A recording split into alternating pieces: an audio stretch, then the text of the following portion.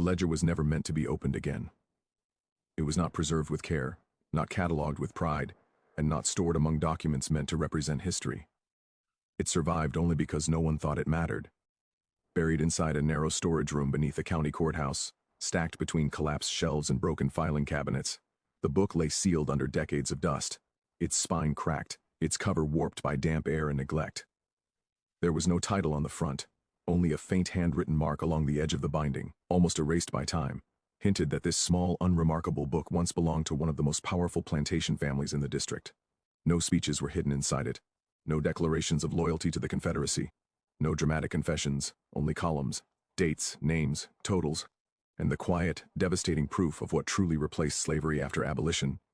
At first glance, the ledger looked like nothing more than an ordinary business record. Cotton deliveries, repair costs, tool purchases, horse feed, medical fees, labor accounts. But the dates were unmistakable. Every entry came from the years immediately following emancipation. The war was over, slavery was legally ended. The nation, at least on paper, had stepped into a new moral era. Yet the structure of the ledger had not changed at all. The same names appeared again and again. Many of them were written without surnames. Some were marked only by a single first name, followed by a small letter beside it, likely added later by a clerk who knew the people too well to bother recording them properly. The handwriting was precise, steady, professional.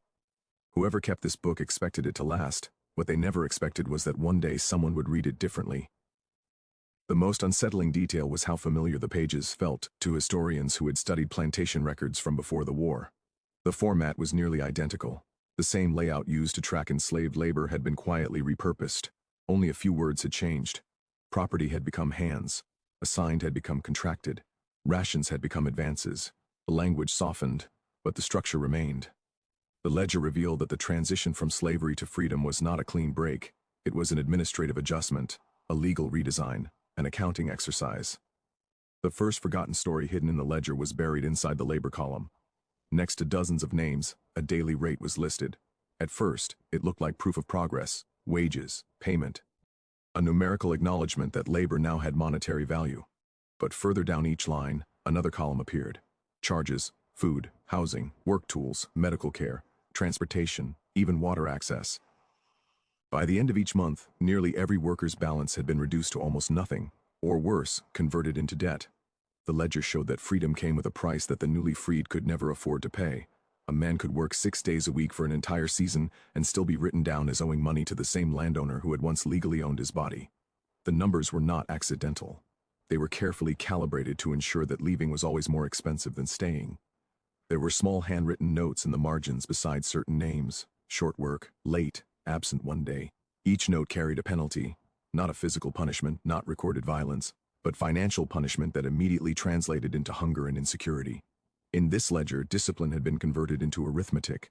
Power had been re-engineered into bookkeeping. The cruelty was quieter now. It no longer needed overseers with whips. It needed clerks with pens. The second buried story appeared in a section of the ledger that at first made no sense.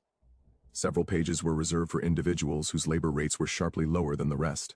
The amounts were inconsistent with adult wages, but the entries stretched across long weeks and full seasons. Then, in faint script, a small word appeared beside some of the names: youth. No ages were listed, no family connections, no guardians, just labor assignments and deductions. Children, newly freed children, were being tracked separately not as dependents, but as discounted workers. Their time was divided into fractions: half days, quarter days, partial tasks. Their food charges were lower, their housing charges were adjusted. Their labor, however, was fully accounted for. Nothing in the ledger described where these children slept, who cared for them, or whether they attended school. The only thing that mattered was their output. Abolition had promised a future where families could begin to rebuild.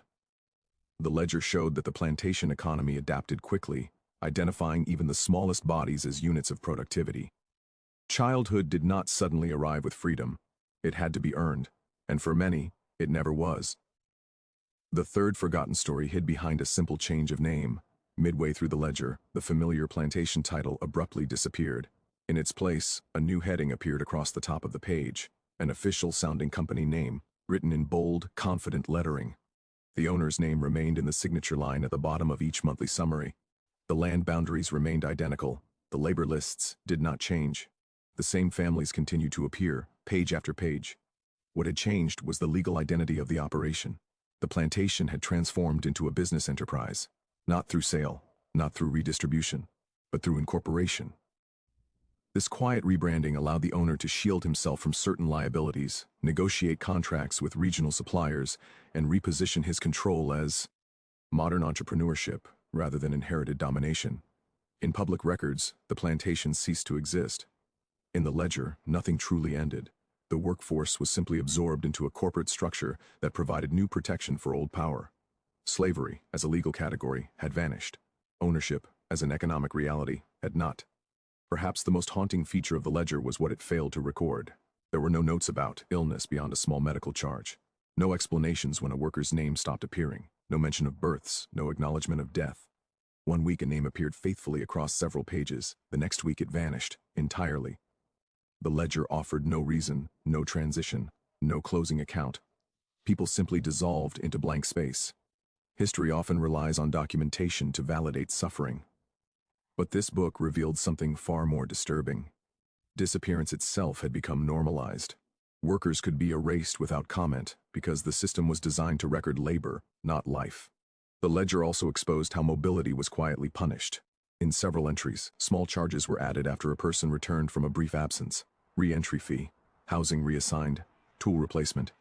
Even when no tools were replaced, the charge remained. Leaving, even temporarily, triggered a financial reset that erased any progress a worker had made toward clearing their account. The system functioned like a trap that allowed movement in theory, but punished it in practice. Freedom was not denied outright, it was made economically impossible. What made this ledger so dangerous was not that it revealed brutality, it revealed planning. It showed that plantation owners did not scramble to adapt after abolition. They anticipated it, they redesigned their systems in advance. The structure of dependency was too profitable to abandon. The only risk was legal exposure, and the ledger demonstrated how carefully that risk was managed. Every transaction was framed as voluntary. Every deduction appeared as a reasonable cost. Every worker, on paper, agreed to the terms. The reality behind those agreements, illiteracy, intimidation, isolation, and lack of alternatives, never needed to be written down. The ledger did not lie. It simply told a partial truth that protected those who wrote it. Even the physical condition, the book seemed to echo its purpose. Pages were torn only where totals had been recalculated. Ink was reinforced over certain figures, darkened repeatedly, as if someone had returned to them long after they were written, making sure they could never fade. The names, by contrast, were often thin, hastily formed, sometimes misspelled. It was as though the numbers deserved permanence, while the people behind them did not. The ledger forces a confrontation with a deeply uncomfortable reality. The end of slavery did not dismantle the machinery of exploitation. It streamlined it, it professionalized it. It translated domination into contracts and balances and administrative procedure. The men who once owned people learned how to own outcomes instead. They learned how to extract labor while avoiding the visibility of violence. They learned how to make survival dependent on cooperation rather than submission. The most powerful deception contained in the ledger is the illusion of neutrality. It appears calm, balanced, organized. There is no anger in its handwriting, no hesitation, no visible cruelty. And yet, every line represents a human life navigating a system designed to ensure dependence. The ledger speaks in the language of order because order was its weapon.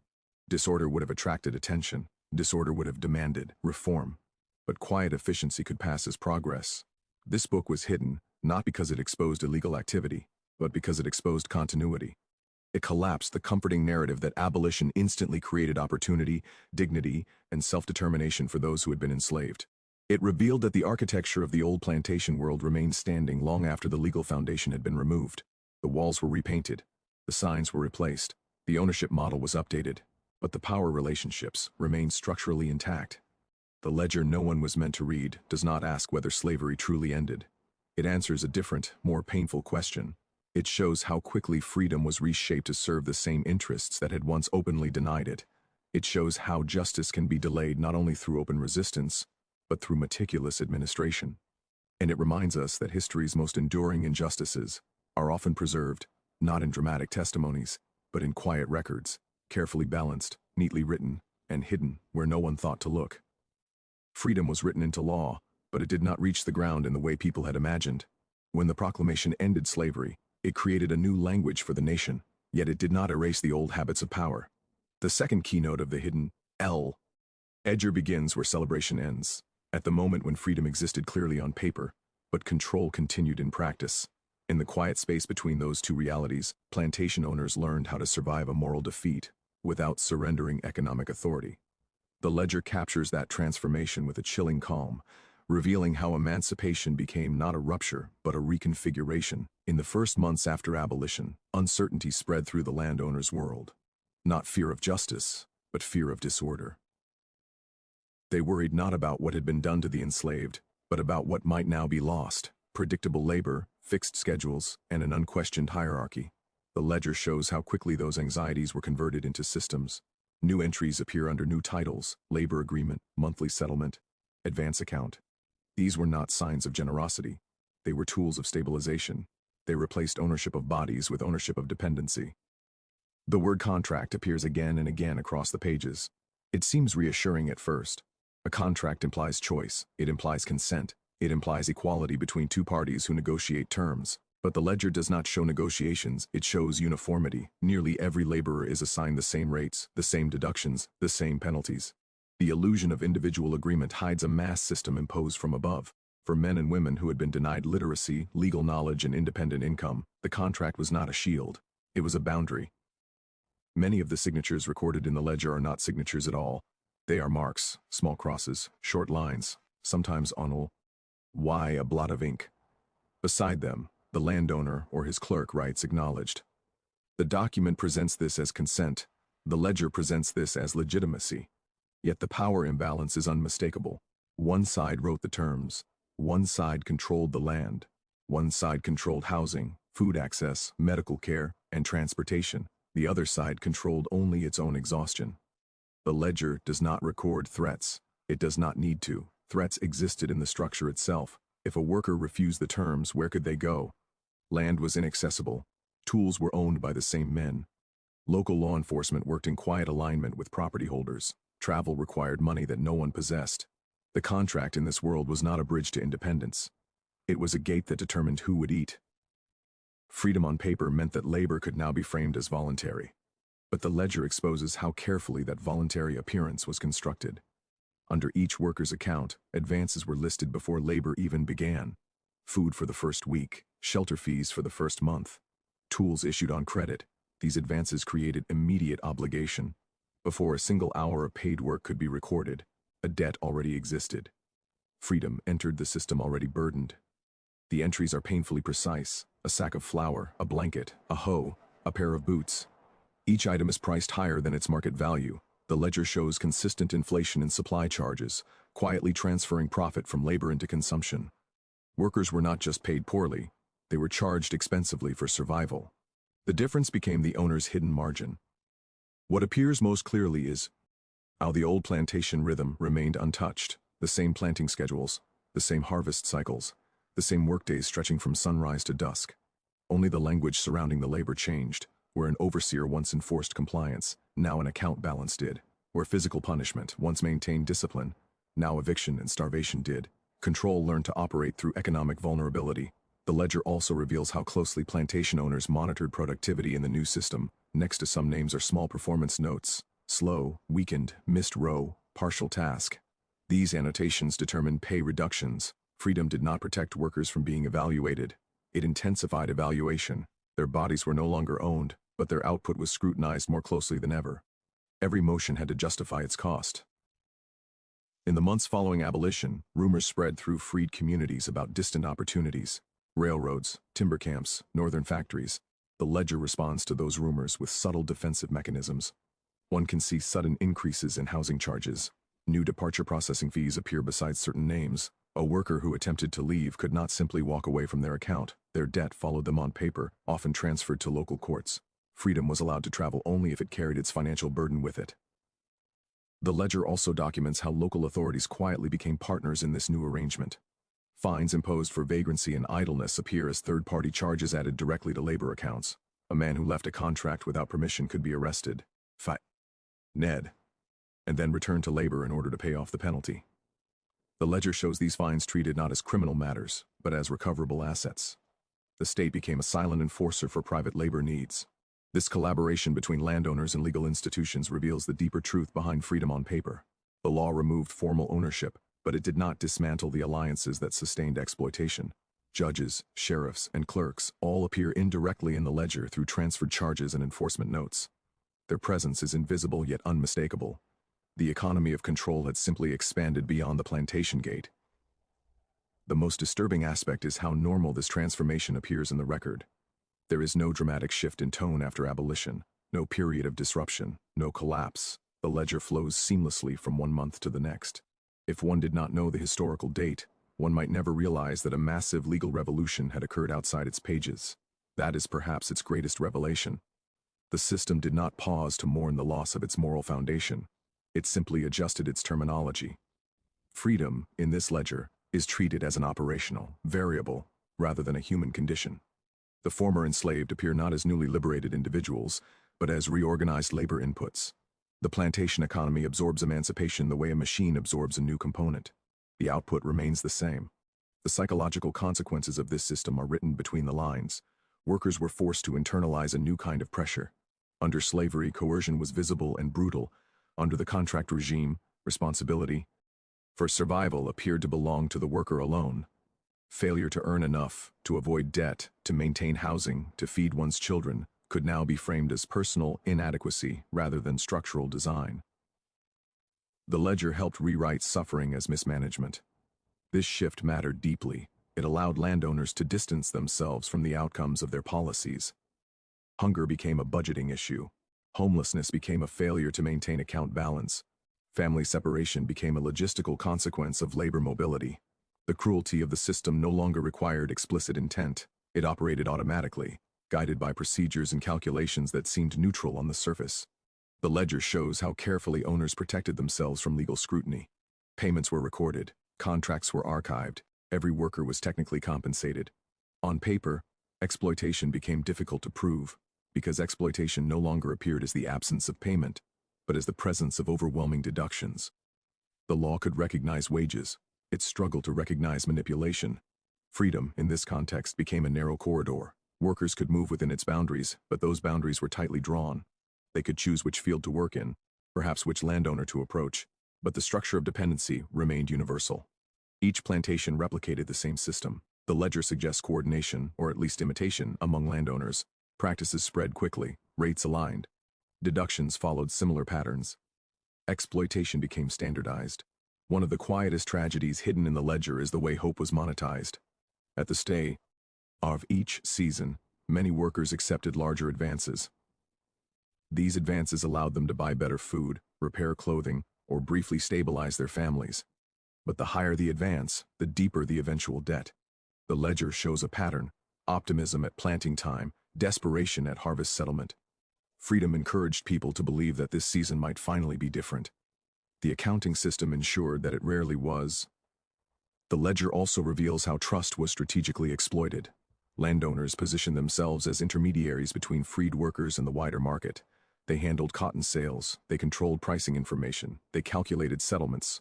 Workers rarely had independent access to buyers or scales. The ledger became the only visible representation of value. To challenge it required knowledge, literacy, and legal support that few possessed. Truth itself was monopolized. What this keynote ultimately exposes is not merely deception, but adaptation. The men who once defended slavery as a natural order quickly learned to defend contractual labor as economic necessity. The moral language changed, but the logic of extraction remained. The ledger is evidence of how power behaves when it is forced to retreat from one position. It does not disappear. It reorganizes. Freedom on paper created the appearance of equality, but the ledger reveals how control in practice was built into every layer of daily life, from where one slept, to what one ate, to how one traveled, to whether one could leave. Every decision passed through a financial filter designed by those who benefited most. The former enslaved were invited into a market they did not see. Untold, governed by rules they did not write, enforced by institutions that did not protect them. The ledger does not argue against emancipation. It reveals its unfinished nature. It shows how legal change without economic restructuring can reproduce the very hierarchies it seeks to abolish. The second keynote is not about broken promises. It is about redirected promises, freedom translated into a system that preserved order for some and uncertainty for others. In the end, the ledger teaches a painful lesson.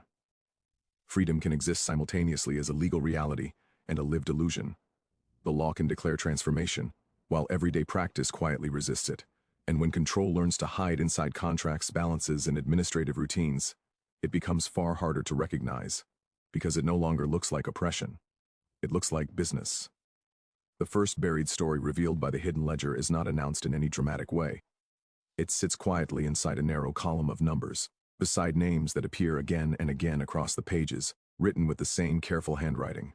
At the top of that column is a simple word: wages, for anyone searching for evidence that freedom finally arrived in the daily lives of the formerly enslaved. That word alone might feel like confirmation. Payment means choice. Payment means dignity. Payment means the long nightmare had ended. But the ledger tells a very different story, and it tells it with arithmetic so precise that denial becomes almost impossible. Every line begins with labor recorded in small fixed units: a full day, a half day, a partial task. Each is assigned a rate. At first the numbers look reasonable for me, not generous but recognizable. Enough, one might assume, to begin building something new. But directly beside the wage column is another, just as carefully structured: charges. And beneath that single word unfolds the architecture of control that replaced open ownership.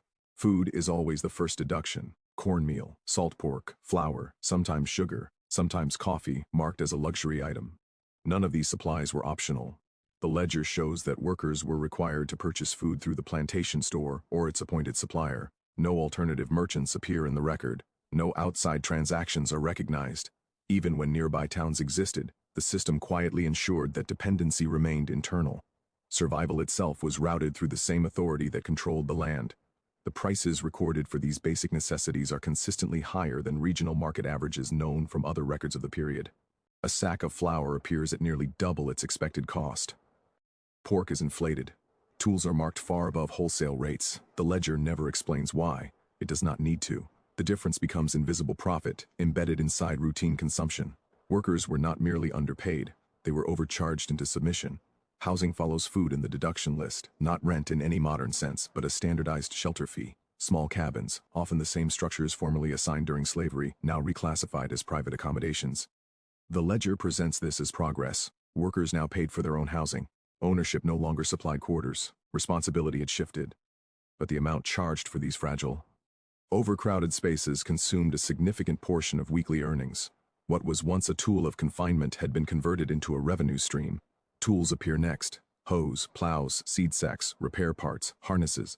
Each item is entered as a loan. Workers did not own the tools of their labor. They rented them back from the very system that required their use. Broken equipment resulted in replacement charges, often applied without any record of fault. A cracked handle, a bent blade, a missing strap. The ledger shows how easily a single damaged tool could erase several days of labor. Medical care is recorded in short, almost dismissive entries. Doctor visit, medicine, bandage. No details of injury or illness appear, only cost. Workers who became sick were still charged for the privilege of being treated enough to return to the field. Illness, in the ledger, is not a human crisis. It is an operational expense. By the end of each week, a balance is calculated. And almost without exception, that balance is small. Shockingly small. Sometimes only a few cents remain. In many cases, the balance is negative. The ledger marks these deficits carefully. A small minus sign appears beside the total. Debt begins quietly, invisibly, and then settles in as a permanent feature of life. What makes this buried story so devastating is not that wages were low, it is that wages were designed to fail. The system was calibrated so that the average worker could not reasonably clear both daily survival costs and accumulated charges. Even a strong laborer working full days would struggle to stay above zero. Any interruption, a child's illness, a missed day, a broken tool, would push the ACC out into debt. And once debt appeared, it became the mechanism that anchored people to the land. The ledger shows how debt was carried forward month after month. There is no reset, no forgiveness, no seasonal clearing. Instead, each new pay period begins with the previous balance quietly added to the top of the page. The past becomes part of the present. The future begins already burdened. In the margins beside certain names, clerks wrote small notations: arrears, short, owing. These words follow some workers through the entire book. They become identifiers, almost labels. A person's financial status begins to replace their identity. The ledger teaches us that after abolition, poverty was not merely experienced, It was administratively recorded and continuously reproduced. The most revealing detail emerges when one follows a single name across several months. The pattern is almost always the same. The worker begins with cautious optimism. Their first entries show modest food charges, minimal tool usage, and a small positive balance. But as weeks pass, deductions increase, housing fees rise unexpectedly. A new charge appears for store account adjustment, another for equipment share. By mid-season, the balance collapses. By harvest, the worker owes more than they have earned. The system transforms effort into obligation. The ledger never records any negotiation about these deductions. There are no alternative prices, no discount entries, no acknowledgement of hardship. The charges are fixed, standardized, and non-negotiable. The only flexible variable in the equation is the worker's endurance. This buried story also exposes how the plantation store functioned as the heart of the new system. Although the ledger is technically a labor record, many of its pages are dominated by consumer transactions. The store becomes the point at which freedom is quietly converted into dependency. Workers are encouraged or compelled to purchase on credit. The convenience is undeniable. No cash is required up front. Payment can be settled at the end of the week. But the ledger reveals that this convenience is a trap. Credit binds the worker to the same authority that controls employment. Losing the job does not erase the debt, it intensifies it. The store also becomes a site of moral judgment. Certain purchases are marked differently. Coffee and tobacco are occasionally labeled as non-essential. These labels do not reduce the charges, but they appear to justify them, implying that workers are responsible for their own financial instability. The ledger quietly shifts blame away from structural manipulation and toward personal consumption. Perhaps the most cruel aspect of the wages that never reach their hands story is how it reframed responsibility. Under slavery, survival was enforced by ownership. Under this new system, survival was framed as a financial achievement. If a family could not afford enough food, the ledger implied that they had mismanaged their account. If their shelter fees consumed their wages, the ledger implied that housing was simply expensive. If they could not pay for medicine, the ledger implied that illness was an individual misfortune, not a structural vulnerability. The system did not need to threaten workers to keep them compliant. Debt did that work silently. A worker who owed money could not leave without consequence. NCE. Local merchants were often informed of outstanding balances. Courts recognized debt as enforceable. In some cases, workers could be legally compelled to remain until their account was cleared. Freedom existed, but it came attached to a bill. The ledger also reveals how family life was absorbed into this financial structure. Food charges are sometimes grouped under one name, even when multiple adults and children lived in the same cabin. One person becomes the financial representative of an entire household. If that person becomes injured, leaves, or is dismissed, the debt remains tied to the family. Dependency spreads through kinship. What makes this buried story particularly haunting is its ordinariness. There is no dramatic spike in exploitation, no sudden collapse of wages. The ledger operates quietly, predictably, week after week. This consistency is what made the system sustainable. Workers learned to expect that their labor would never quite be enough. Hope shrank gradually, replaced by cautious survival strategies. Fewer purchases, smaller meals, delayed medical care, children sent to work sooner.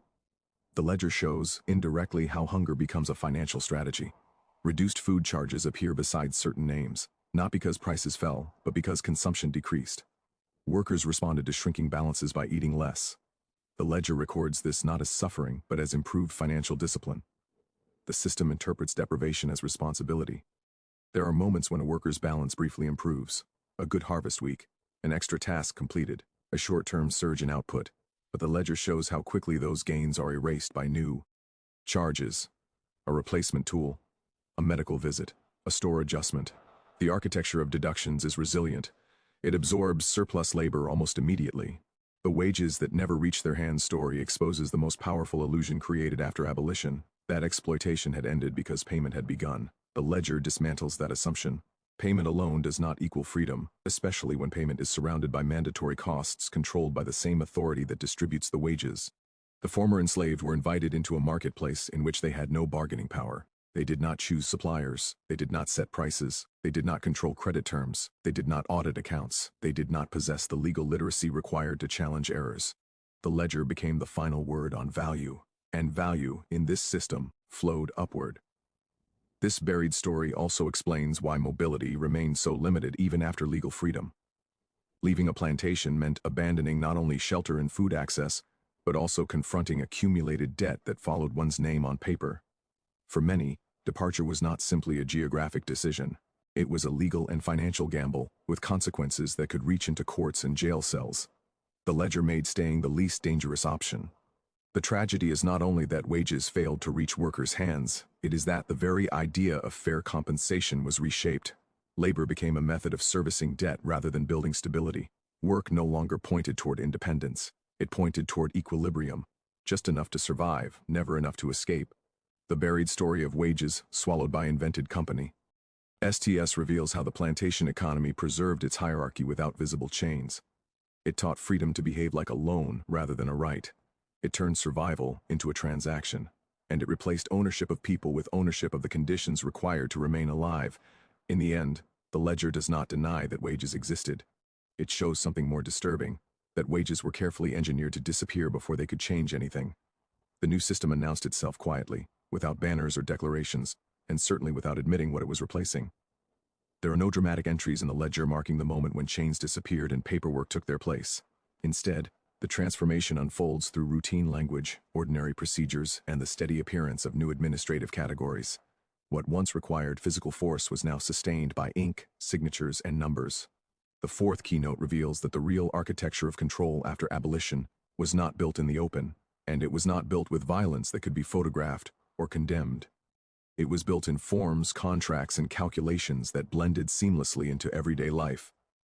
On the page, the system looks calm, balanced, rational, columns align neatly, totals are double-checked, errors are corrected with careful lines. This visual order is not accidental, it creates legitimacy. A document that appears organized is easier to trust than a story told by the people whose lives it governs.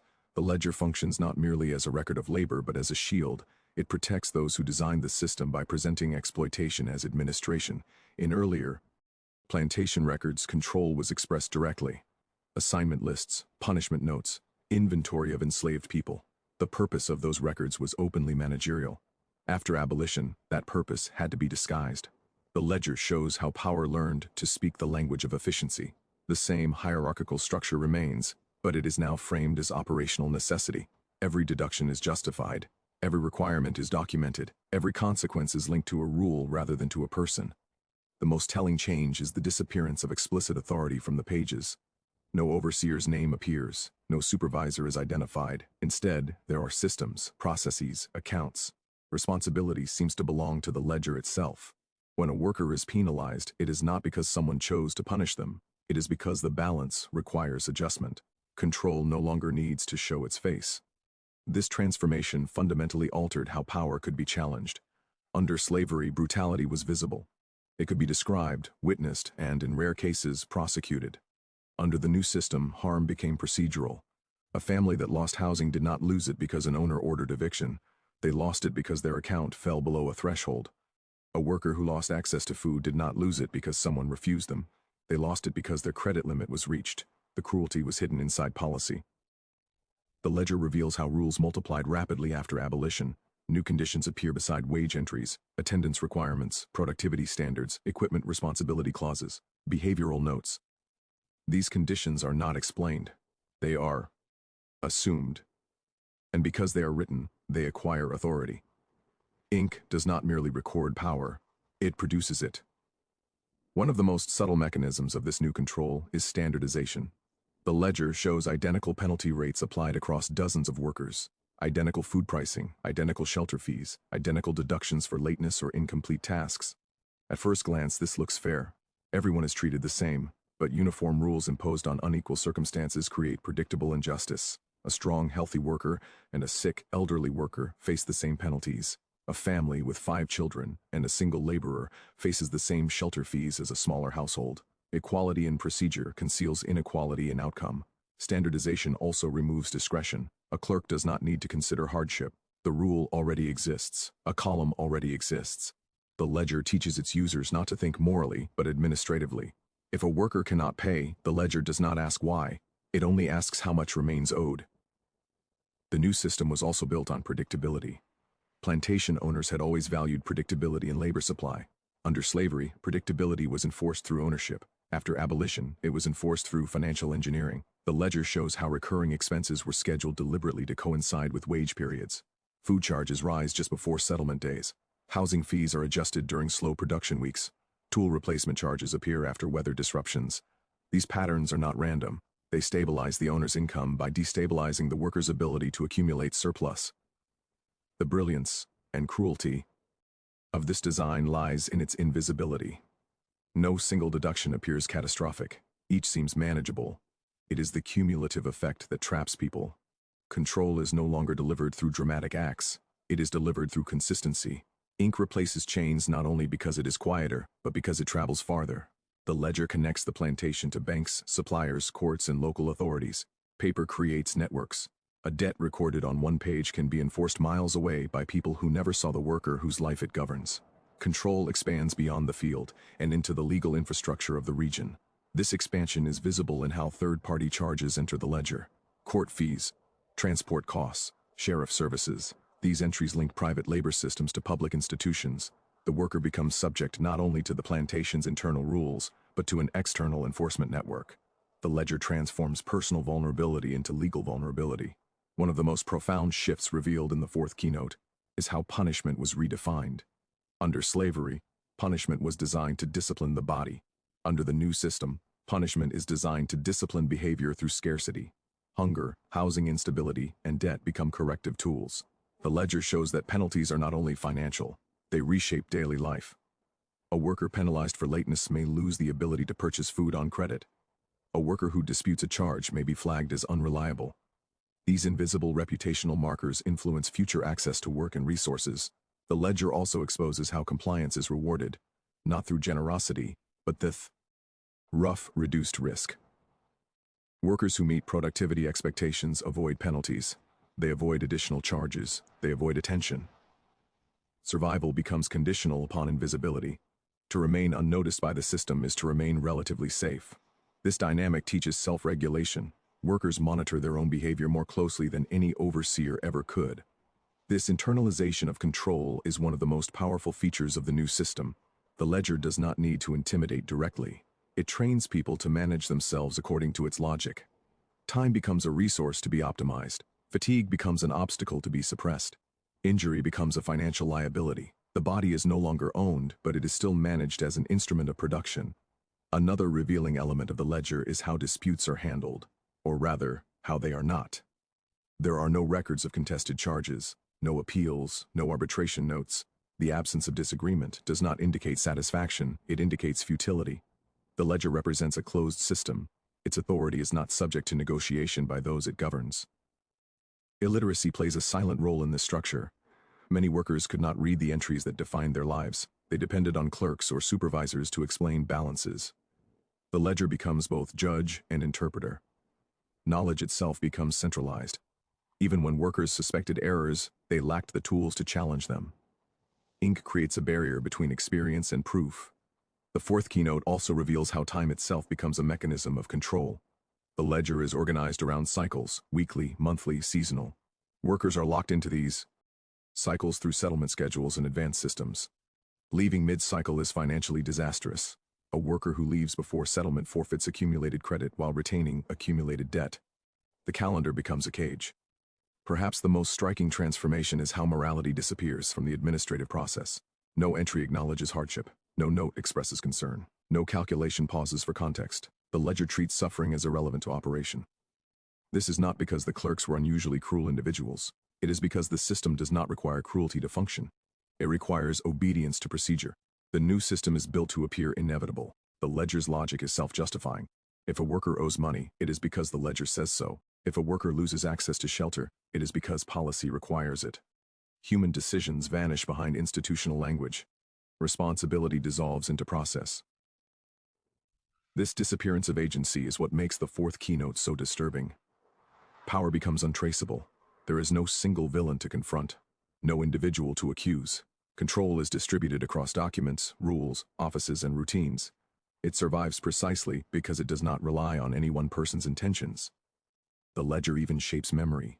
Future historians who encounter only these records may conclude that workers were paid fairly, that transactions were voluntary, and that economic outcomes were simply the result of individual choices. Without voices, testimonies, or counter-records, the ledger stands as the official narrative. Ink outlives pain. What the fourth keynote ultimately reveals is that abolition dismantled one form of domination but left intact the deeper logic that made domination profitable. That logic only required new tools. Where chains once limited movement, debt now limited choice. Where surveillance once required overseers, now it required accounting. Where violence once enforced compliance, now policy did. The transformation is not merely technical, it is philosophical. The new system redefines what control looks like. It teaches society to accept inequality as administrative outcome rather than moral failure. It trains institutions to measure efficiency rather than justice. It teaches power how to operate without spectacle. The ledger is therefore not simply a historical artifact, it is a blueprint. It shows how systems can preserve hierarchy, even when laws demand equality. It shows how oppression can be modernized rather than abolished. And it shows how easily cruelty can be hidden inside professional language and routine practice. The most chilling truth is that this new form of control was more resilient than the old. Chains could be broken, laws could be overturned. But a system embedded in contracts, accounting, and institutional cooperation adapts more easily to reform. It shifts vocabulary, it adjusts procedures, it survives criticism by presenting itself as neutral. The fourth keynote exposes that the real victory of the plantation order after abolition was not its survival, but its transformation. It learned how to make power look ordinary. It learned how to make suffering look like poor financial management. It learned how to replace violence with compliance. And once control is written into paperwork, it no longer needs to be defended. It only needs to be maintained. The second buried story inside the hidden ledger begins quietly, almost invisibly, in a section that looks, at first glance, no different from the rest of the labor records. The pages are organized in the same rigid columns, the same careful handwriting, the same steady rhythm of dates and totals. But the figures are smaller, the rates are lower, and the spacing between the names is tighter, as if more entries had been deliberately compressed onto the page. It is only after reading several lines that the pattern becomes impossible to ignore. These were not adult wages, these were children. There is no separate heading that announces their presence, no explanation, no justification. The ledger does not pause to clarify why these accounts exist at all. Instead, a small notation appears beside some of the names, Y Junior, or occasionally the word small. In one place, written faintly in the margin, the clerk adds a single clinical term, youth. That single word quietly reclassifies childhood into something operational, something billable. The children are not listed beneath their parents' names, they are recorded as independent labor units. Each name receives its own line, its own rates, its own deductions. In a system that had once reduced adults to property, this new system now reduces children to cost-efficient labor assets. The ledger does not treat their presence as temporary. It schedules them, it budgets them, it expects them. The work assigned to them is implied rather than described. The ledger never records tasks in detail, but the pattern of partial day entries tells the story. Quarter day, half day, three-quarter task, repeated over weeks and months. These fractional units allow the system to extract labor from small bodies without acknowledging their limits. A child does not need to complete a full field row to be profitable. The ledger calculates productivity in pieces. What makes this buried story especially disturbing is how carefully it is normalized. There are no special protections, no reduced charges for tools, no exemptions from housing fees. Children appear in the same consumption system as adults. Food is charged, clothing is charged, medical visits are charged. Even schooling, when it appears at all, appears only as a deduction for missed labor, not as a social investment. Absence from work becomes a financial penalty. The ledger reveals that children's wages were not designed to support children. They were designed to supplement household survival in a system that had already made adult wages insufficient. Families did not send their children to work because they suddenly believed Labo R was virtuous. They sent them because the arithmetic of survival demanded it. The most haunting aspect of these pages is how quickly childhood becomes economically invisible. A child's account begins with small advances, food, perhaps a pair of shoes, sometimes a blanket. Then the deductions begin. By the end of a season, the child's balance often mirrors that of an adult, small, unstable, sometimes negative. The ledger does not differentiate vulnerability. It only differentiates rates. The separation of children into their own labor category also reveals a deeper strategy. By isolating their productivity, the plantation economy could maximize output without appearing to increase exploitation. On paper, each individual worker appears to be contributing voluntarily. The family structure disappears into individual accounts. collective hardship becomes fragmented into manageable units. The ledger does not record whether these children were orphans, siblings, or sons and daughters of nearby workers. It strips them of relational identity. Their only recognized role is economic. The system does not ask who cares for them after work, who feeds them when wages disappear, who protects them when illness comes. Those questions fall outside the ledger's jurisdiction. One of the most chilling entries appears when a child's name suddenly begins appearing more frequently than before.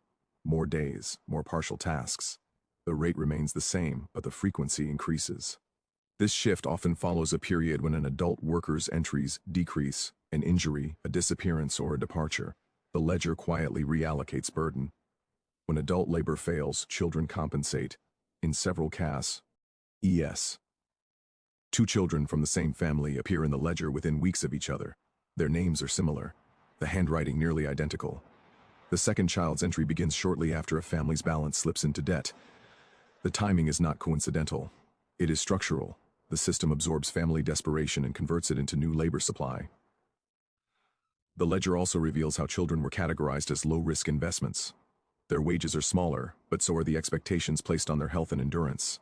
If a child becomes ill or absent, the ledger simply reduces their recorded hours. No further concern appears. Their economic role is flexible. Their humanity is not a consideration. There is no evidence of formal apprenticeship, training, or skill development. Children are not being prepared for future independence. They are being used to stabilize present production. Their labor does not build their prospects. It sustains the plantation's output during fragile post-abolition transitions. The ledger even records penalties associated with children's absence. Small fines, reduced rates, short task. These penalties affect not only the child's account, but often the household's survival. In families where adults already operate near zero balance, the loss of a child's contribution becomes significant. Childhood becomes a buffer against starvation. What this buried story reveals most painfully is how freedom failed to interrupt generational exploitation. Emancipation ended legal ownership of parents, but it did not end the extraction of family labor. The plantation economy learned to distribute its demands across entire households. Children became a necessary extension of adult productivity. The ledger shows no recognition of schooling as a competing obligation.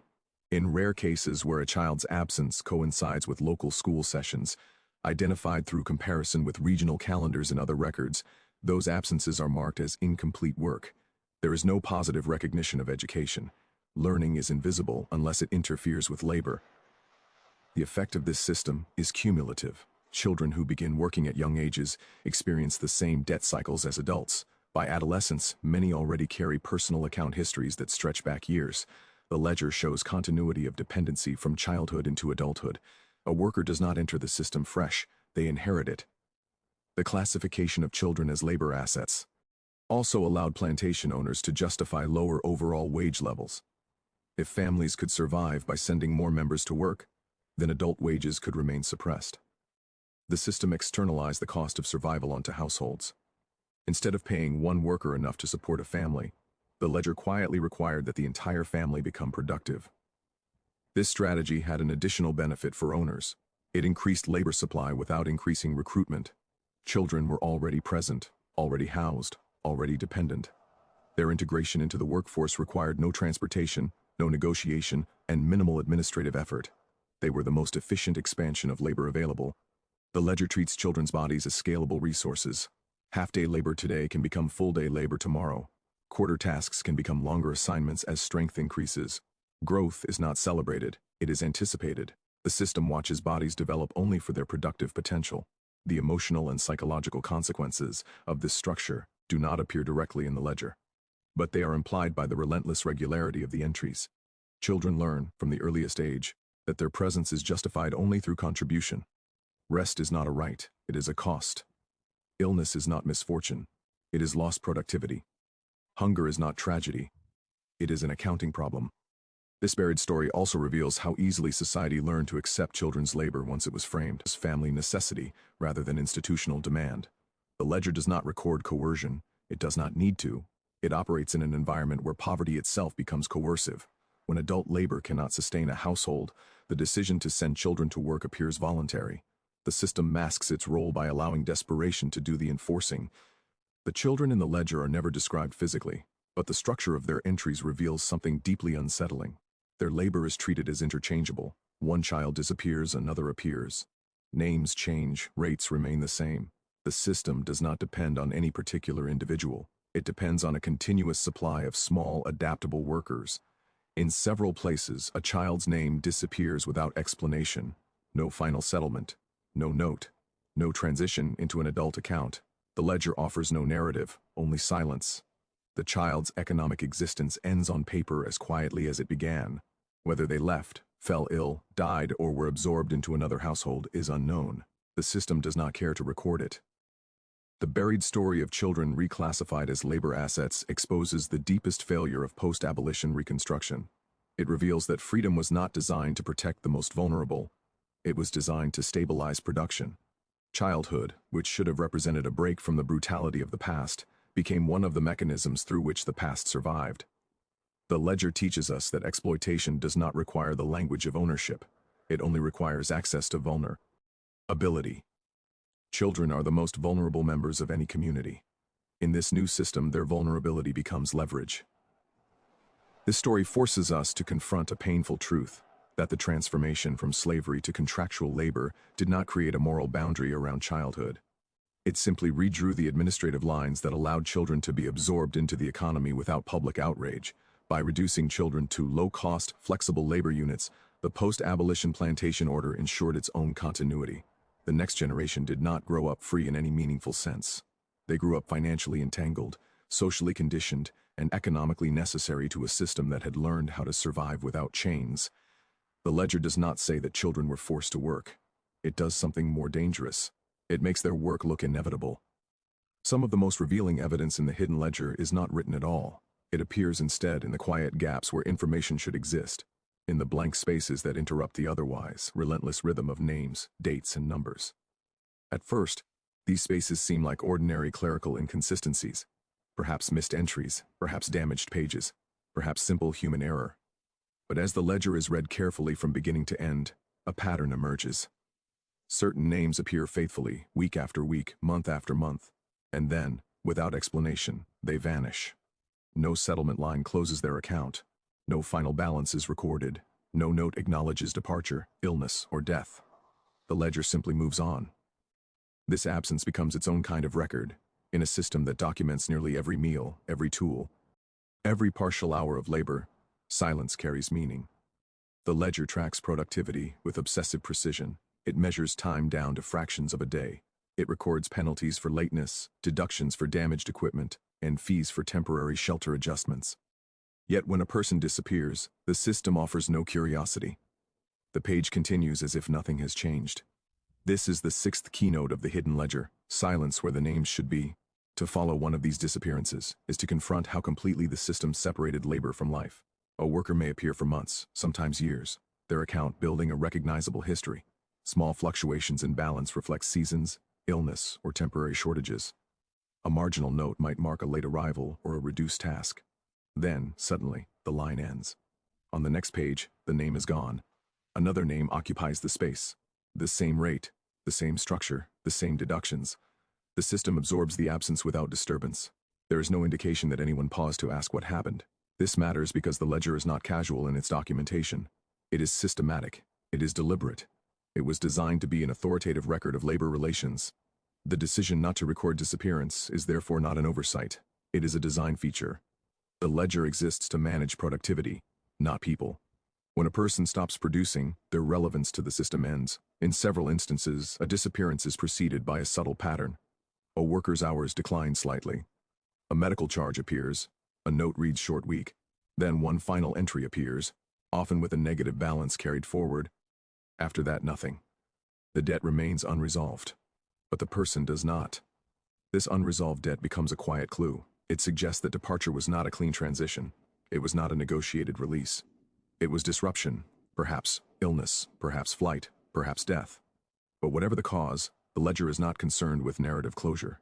It is concerned only with maintaining operational continuity. The absence of names also reveals how disposable labor had become in the new post-abolition economy.